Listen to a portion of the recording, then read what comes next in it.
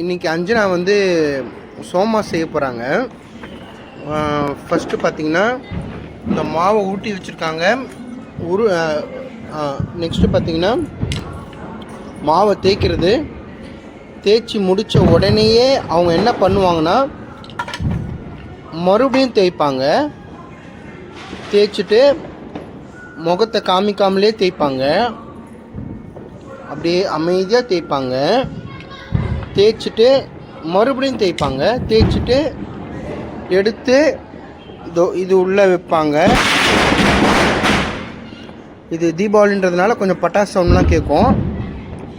அது அப்படியே ரவுண்ட் ஷேப்புக்காக இப்படி கட் பண்ணுறாங்க, இப்படி வைக்கிறாங்க.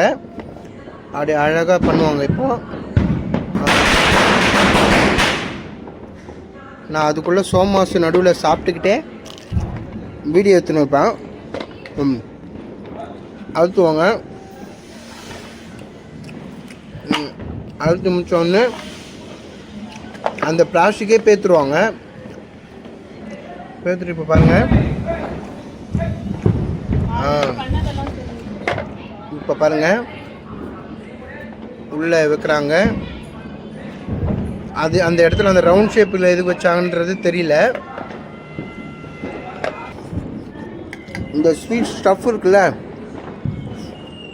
எடுத்துன்னு வந்து வைப்பாங்க, தேய்ப்பாங்க, மறுபடியும் எடுக்க மாட்டாங்க. இப்படி அழுத்துவாங்க.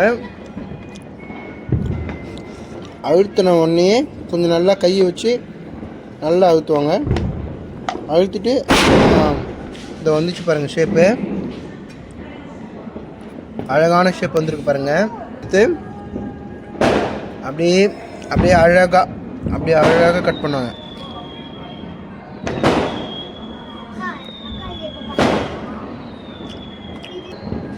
இப்போ பாருங்கள் அப்படியே கட் பண்ணுறாங்க.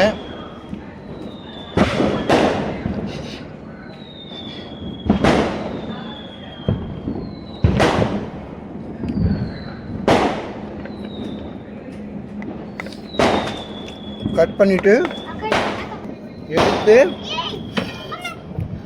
வைங்க அதை எடுத்து இங்கே பாருங்கள் சோமாஸ் வந்துச்சு. இப்போது எண்ணெயில் போட்டு எடுத்தால் அந்த சோமாஸு இப்படி தான் இருக்கும். இது குட்டி சோமாஸா, ஆனால் எண்ணெயில் போட்டு எடுத்தால் அப்படியே பெரிய சோமாஸாக ஆகிடும். அதை எடுத்து அப்பா சாப்பிடுவார்.